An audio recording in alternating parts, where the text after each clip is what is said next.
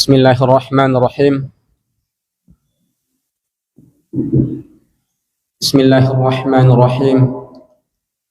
Assalamualaikum warahmatullahi wabarakatuh.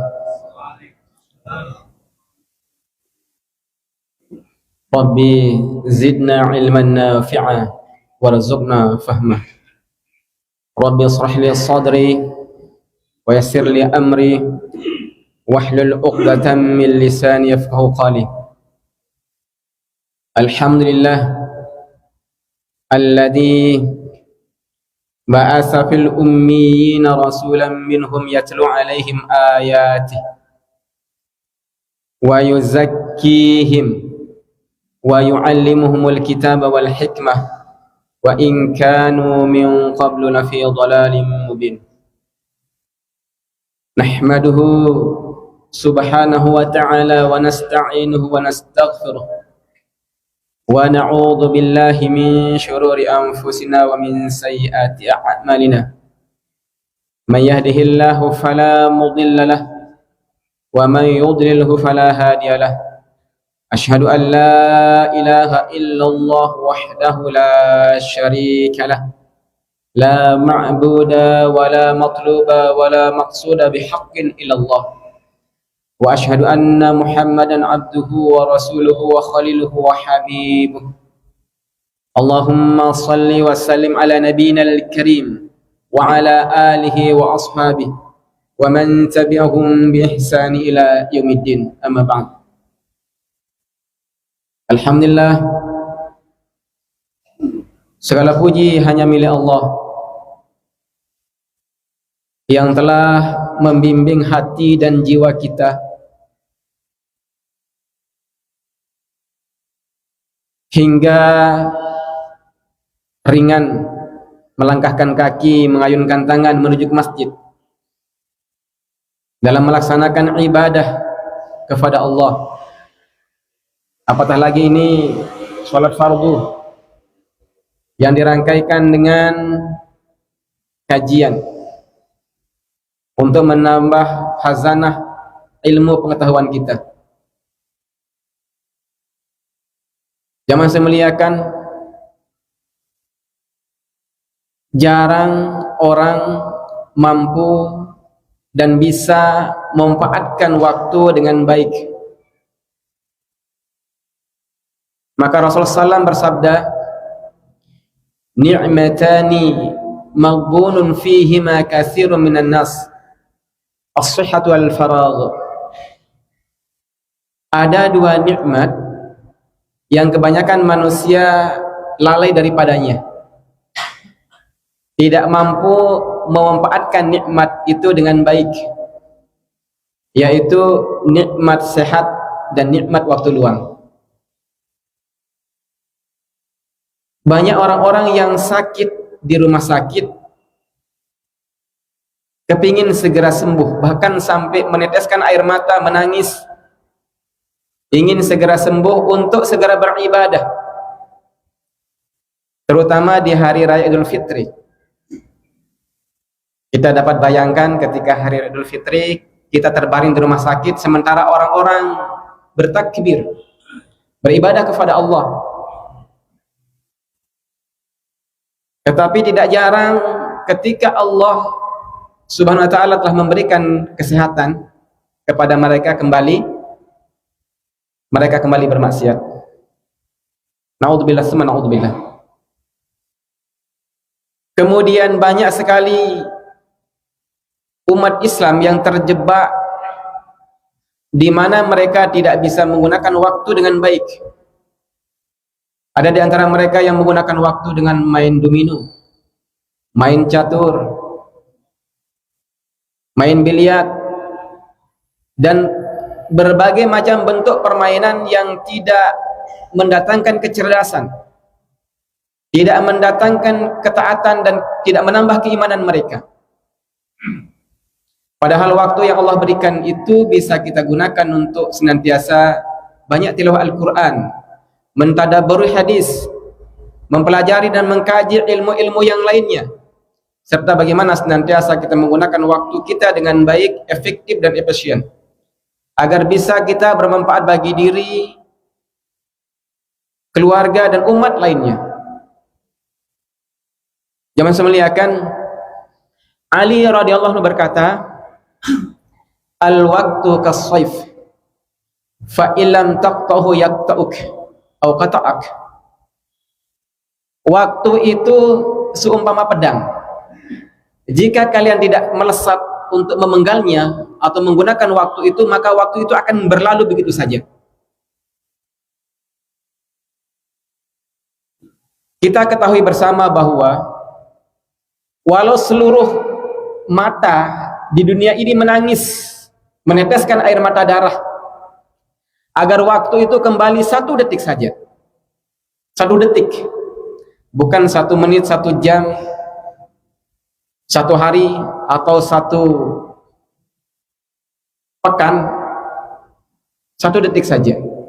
Maka tidak mungkin waktu itu akan kembali. Oleh karena itu Allah SWT bersumpah dengan waktu. Dalam Quran surah 103, Quran surah Al-Asr, Bismillahirrahmanirrahim, wal asr innal insana lafi khusr illa alladhina amanu wa amilus solihat wa tawasaw bil haqq wa tawasaw bis sabr. Demi waktu, kata Allah, demi masa sesungguhnya kebanyakan manusia dalam keadaan merugi. Illal ladzina amanu, kecuali orang-orang yang beriman. Wa amilus solihat, dan menyertai keimanan mereka dengan amal soleh. Kembali mengingatkan diri saya dan kita semua tentang keimanan, agar kita tidak terjebak dengan rasa kita sudah merasa beriman dan tidak berupaya untuk mentajdid, untuk menguatkan, untuk memperbarui keimanan kita. Maka Allah berfirman dalam Quran surah 49 ayat 14, Bismillahirrahmanirrahim, qalatil a'rabu amanna. Orang-orang A'rab yang hidup di zaman Rasulullah SAW mengatakan, wahai Rasulullah, kami telah beriman. Maka Allah katakan, qul lam tu'minu walakin qulu aslamna. Katakan wahai Muhammad bahwa mereka itu belum beriman, tetapi baru berislam.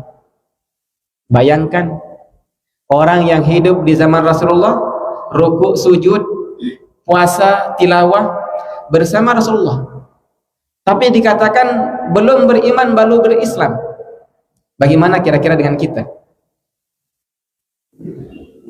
Lalu Allah katakan, walamma yadkhulul imanu fi qulubikum, karena iman itu belum tumbuh dan merasuk dalam jiwa kalian.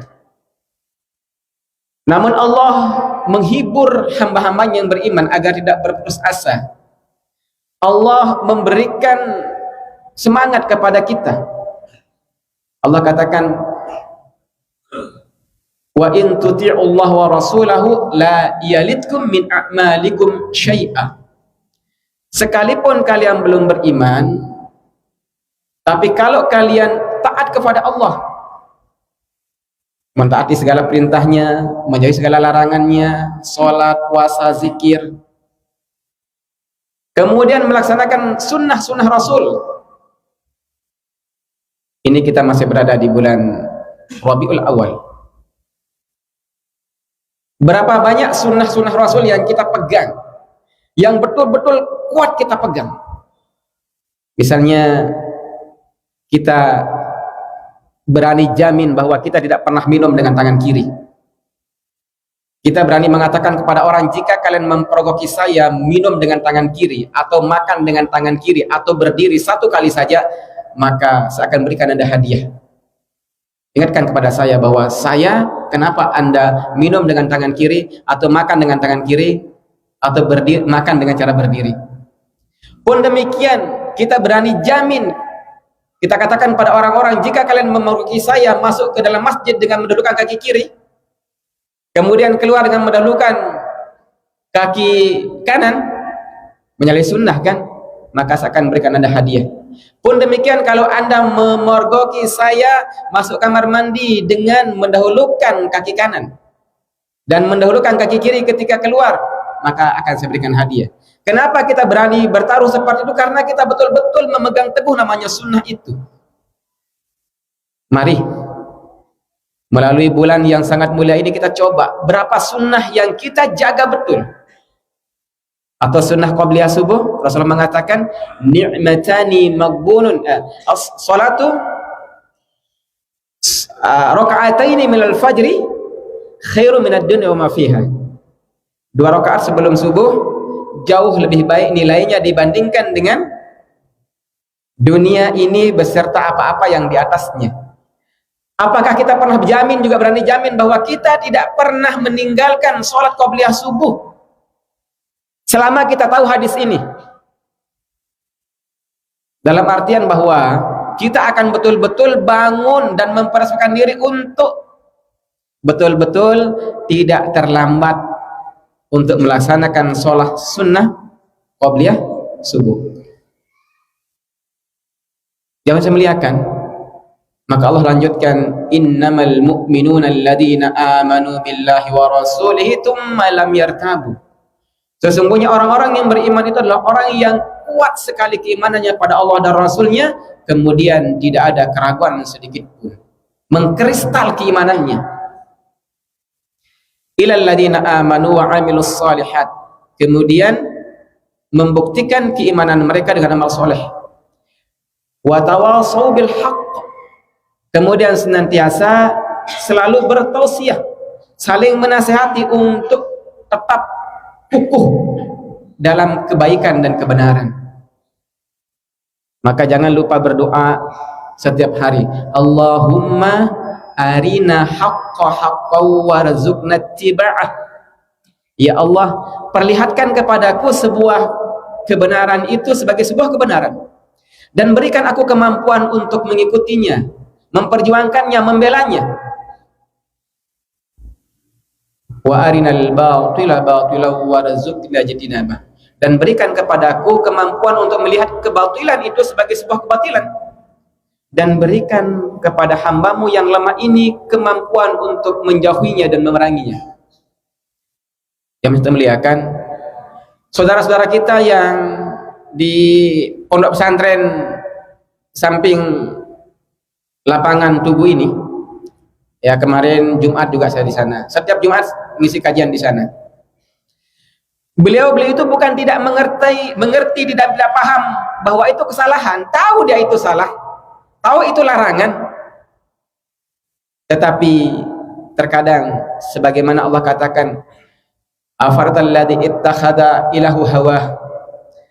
Apakah kalian tidak perhatikan orang-orang yang mereka menjadikan hawa nafsunya sebagai Tuhannya? Allah melarang, nafsu memerintahkan. Kita lebih tunduk kepada Allah apa pada nafsu? Seharusnya tunduk kepada Allah, tapi nafsu itu lebih dominan. Maka kita melaksanakan apa yang dilarang oleh Allah, kemudian diperintahkan oleh hawa nafsu kita. Wa tawassaw bil haqq wa tawassaw bis sabr. Kemudian senantiasa kita terus-menerus saling mengingatkan untuk kukuh dalam kesabaran. Ada berapa tingkatan kesabaran? Masih ingat? Ada 3. Yang 3 ini tidak bisa dipisahkan, harus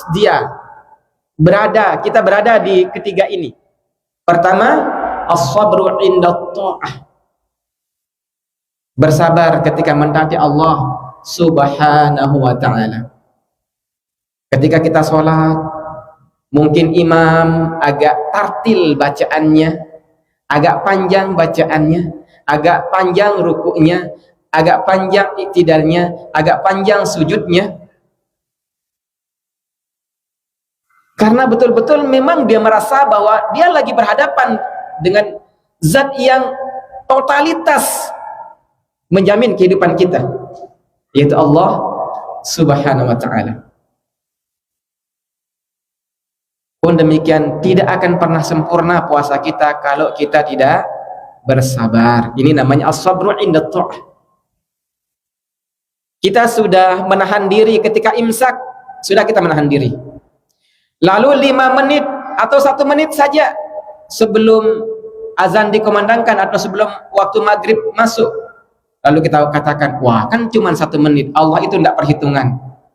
Karena tidak sabar akhirnya lebih dulu dia minum, lebih dulu dia makan. Kan ada itu. Allah Maha tahu kalau kita lapar. Ya. Jadi Masya Allah, logikanya mereka mainkan. Padahal tidak sempurna ketaatan mereka, karena mereka tidak bersabar. Pun demikian, dalam berbagai macam bentuk ketaatan yang lainnya, termasuk juga bagaimana senantiasa kita mengucapkan perkataan-perkataan yang baik dan benar.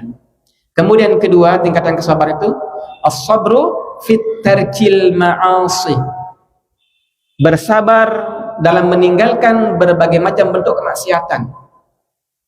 Maksiat yang diakibatkan oleh mata kita atau pandangan kita, pendengaran kita, ucapan kita, pikiran kita dan hati kita, atau jawarih kita yang lainnya.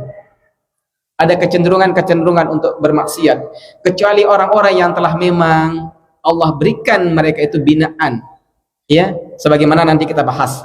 Allah berikan mereka bimbingan. Kemudian yang ketiga, as-sabru indal musibah. Bersabar ketika mendapatkan ujian dari Allah Subhanahu wa taala, berupa sakit, kurangnya rizki, ada keluarga yang meninggal, dan berbagai macam bentuk musibah-musibah yang kita tidak pernah duga dia bisa menghampiri kita. Jangan saya muliakan, sebagai seorang mukmin, kita akan berupaya untuk memanfaatkan waktu kita sebaik mungkin agar segala rentang waktu dalam detik kehidupan kita manfaatkan dengan baik. Tidak ada waktu kecuali kita betul-betul memaksimalkan ibadah kepada Allah SWT. Contoh tadi ketika kita keluar dari rumah menuju ke masjid, apakah kita tidak lupa membaca doa Bismillahi tawakkaltu ala Allah la hawla wa la quwwata illa billahil alil azim. Ada yang lupa? Insyaallah enggak lupa nggih. Kalau lupa besoknya jangan lupa, ya. Dan doanya ada. Ini di buletinnya. Nanti saya buatkan buletin lagi biar enggak lost, ya. Kemudian ketika kita naik ke sepeda motor, kendaraan kita baca bismillahirrahmanirrahim wa mursaha inna rabbi laghafurur rahim. Kemudian sepanjang jalan kita berdoa dengan doa yang diajarkan oleh Rasulullah SAW. Allahumma ij'al fi qalbi nuran waj'al fi basari nuran wa fi sam'i nuran wa fi fawqi nuran wa fi tahti nuran wa fi amami nuran wa fi wara'i nuran wa fi simali wa fi yamini nuran Allah wa fi simali nuran Allahumma ja'alni nuran. Ya Allah, jadikanlah di hatiku cahaya, di pandanganku, di mataku cahaya, di telingaku cahaya, dalam pikiranku cahaya, di atasku cahaya, di bawahku cahaya, di depanku cahaya, di belakangku cahaya, kiri dan kananku cahaya. Ya Allah, jadikanlah aku cahaya. Masya Allah. Betapa indahnya orang yang sudah diberikan cahaya dalam hatinya. Dia tidak akan pernah berburuk sangka terhadap apapun yang terjadi dalam kehidupannya. Dia akan mengatakan bahwa Allah Maha tahu apa yang aku butuhkan. Maka Allah katakan, asya'an takrahu syai'an wa huwa khairul lakum wa asya'an tuhibbu syai'an wa huwa syarrul lakum. Ini sebagai pengingat bahwa ketika kita menghadapi sesuatu yang tidak berkenan dalam diri kita, kita istaudi diri kita serahkan diri kita pada Allah. Bisa jadi apa yang tidak kau sukai, yang menurutmu itu kurang baik, padahal itu baik bagimu dari Allah SWT. Dan bisa jadi kau mencintai sesuatu, kau menyukai sesuatu, padahal apa yang kau cintai itu, apa yang kau suka itu sesungguhnya tidak baik bagi dirimu. Maka serahkan kepada Allah. Jadi betapa indahnya ketika kita selalu berhusnuzon kepada sesama, lebih-lebih kepada Allah Subhanahu wa ta'ala. Betapa indahnya kehidupan seseorang yang di matanya itu ada cahaya. Setiap dia melihat orang, dia akan menyenangkan, dia senang terhadap orang lain. Dan tatapan matanya itu menyejukkan, tidak membuat orang tersinggung. Pun demikian orang yang telah diberikan cahaya di telinganya, selalu senantiasa dia itu akan rindu dengan kalimat-kalimat thayyibah. Dia akan selalu merindukan Al-Quran, membaca hadis, zikir, tilawah, dan ucapan-ucapan yang lainnya, ucapan atau kalimat-kalimat thayyibah yang lainnya. Ini hal yang memang luar biasa bagi orang yang telah diberikan cahaya di dalam telinganya. Kemudian betapa indahnya ketika di depan kita cahaya, di belakang kita cahaya, kiri, kanan, bawah, atas kita cahaya, dan Allah jadikan kita ini cahaya. Maka tidak lupa kita membaca doa, Allahumma hdina wahdi bina waj'alna sababan liman ihtada. Ini orang yang telah diberi cahaya itu seperti itu. Ya Allah, berikanlah hamba-Mu yang hina ini hidayah, dan hidayah li hambamu, jadikanlah hambamu asbab orang lain mendapatkan hidayah. Yang memuliakan orang yang diberikan atau diliputi cahaya oleh Allah SWT, maka dia akan merasakan keindahan yang sempurna dalam hidupnya. Apapun yang dia alami dan perjalanan hidupnya, dia selalu berbaik sangka kepada Allah Subhanahu wa ta'ala. Dia selalu memandang sesuatu itu dari sudut pandang yang berbeda dengan orang-orang yang tidak beriman. Contoh, ada seorang tetangga kita misalnya mengambil barang orang lain. Mungkin 99,9% orang benci kepada orang yang mengambil barang ini. Ya, kita juga tidak suka namanya orang melakukan sebuah kesalahan. Tetapi kita coba bertanya, kenapa orang ini mengambil barang orang lain? Oh, mungkin dia tidak punya pekerjaan. Oh, mungkin dia tidak pernah makan. Oh, mungkin kurang perhatian dari kita. Tidak langsung mengejek, tidak langsung menghakimi. Sampai mohon maaf, saya mencoba untuk menggalang dana terhadap orang yang melakukan sebuah kesalahan. Untuk apa kita support dia, berikan dia tambahan untuk menopang kehidupannya. Lalu kita bilang sama polisi, tetap jalani hukum, tapi tolong sayangi dia, santuni dia, bina dia. Dan kita berikan bimbingan kepada keluarganya, dan kita juga berikan santunan. Yang saya muliakan, ini hal penting bagi kita semua. Orang-orang yang senantiasa diberikan petunjuk hidayah oleh Allah SWT, maka dia akan memanfaatkan waktunya dengan baik. Kembali dalam Quran surah 103 tadi, Quran surah Al-Asr. Ini Quran surah nomor 2 terpendek, terdiri dari 3 ayat dan 62 huruf. Surah terpendek pertama itu Quran surah 108 Al-Kautsar, sama terdiri dari 3 ayat tapi hurufnya 41 huruf. Okay? Yang saya muliakan, orang yang mampu menggunakan waktu dengan baik seperti yang Allah firmankan dalam Quran surah 103 tadi, dia akan bisa menjadi umat terbaik seperti Allah katakan dalam Quran surah 3 ayat 110. Nah, ini juga menjadi PR bagi kita semua, bagaimana menjadi umat terbaik. Bismillahirrahmanirrahim.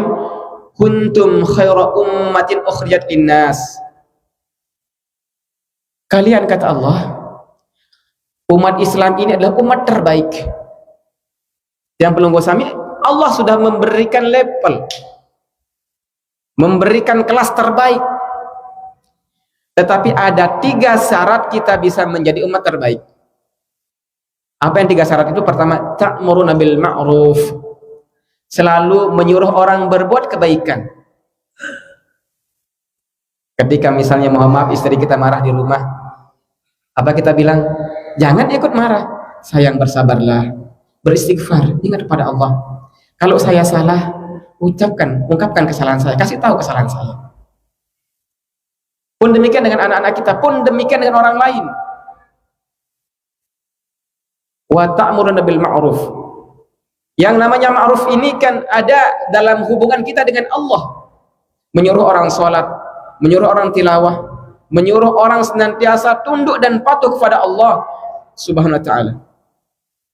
Wa tanhauna 'anil munkar, dan mencegah orang dari berbagai macam bentuk kemungkaran. Wa tu'minuna billah, dan mengajak orang untuk beriman kepada Allah Subhanahu wa ta'ala. Menjadi umat terbaik ini perlu dikondisikan, perlu ada orang yang menjadi pelopornya, perlu ada orang yang senantiasa menjadi yang senantiasa membicarakan, yang mengajak untuk terus menerus saling support kepada kebaikan dan ketaatan itu. Hingga kalau kita sudah menjadi seperti apa Allah katakan dalam Quran surah 3 ayat 110 tadi, maka akan terbentuk apa yang Allah katakan dalam Quran surah 7 ayat 69 A'raf. Bismillahirrahmanirrahim.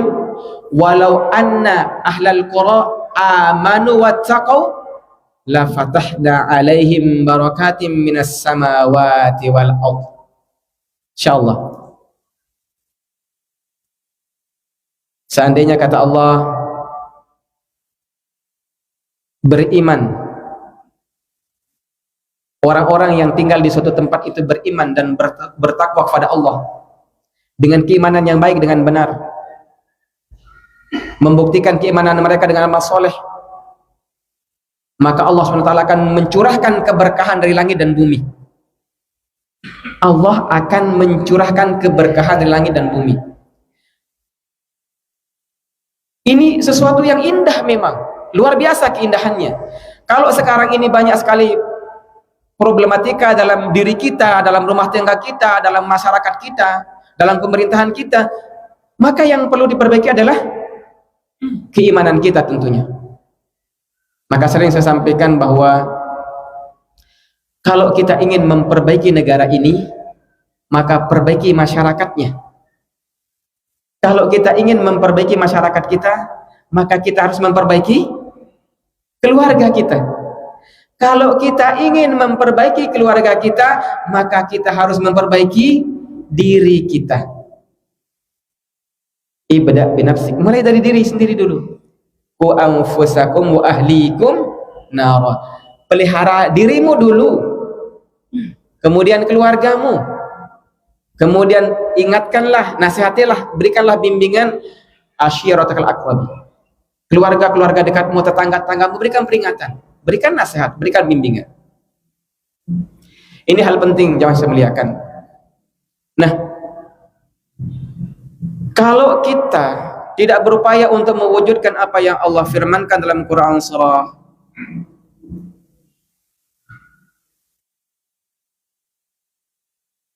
Quran surah 7 Al-A'raf ayat 69, kemudian juga Quran surah 3 ayat 110, maka kita akan terjebak dengan apa yang Rasulullah SAW katakan dalam sabdanya.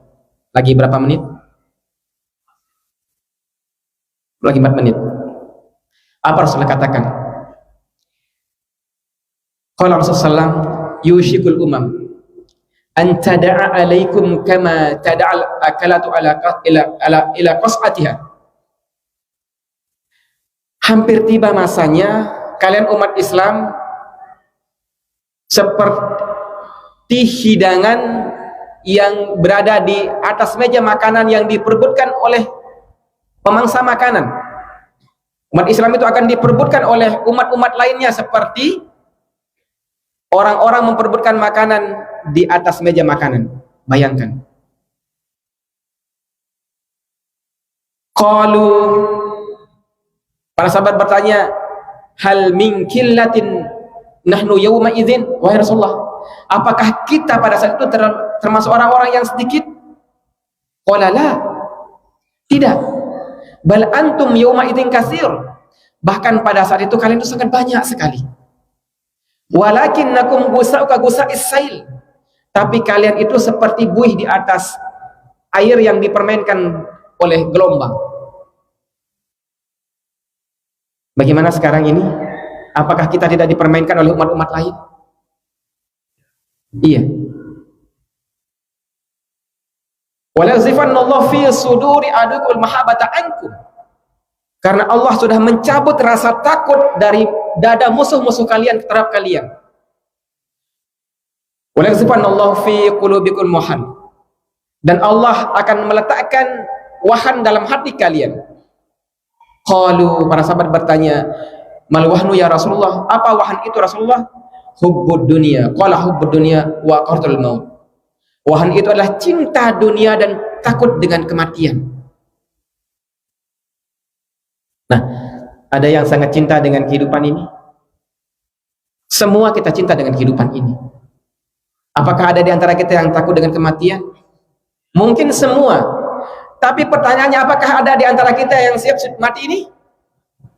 Ada di antara kita yang sudah siap mati?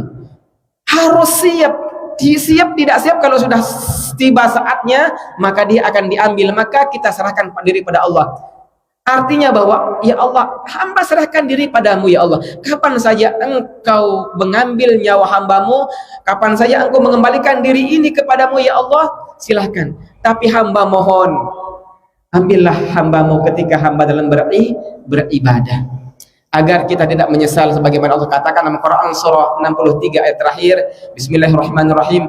Ya ayyuhalladzina amanu la tulhikum amwalukum wala auladukum an dzikrillah. Wahai orang yang beriman, janganlah kalian dilalaikan oleh harta dan anak-anakmu dari mengingat Allah, dari ibadah dan taat pada Allah. Wa may yaf'al dzalika fa ulaika humul khasirun.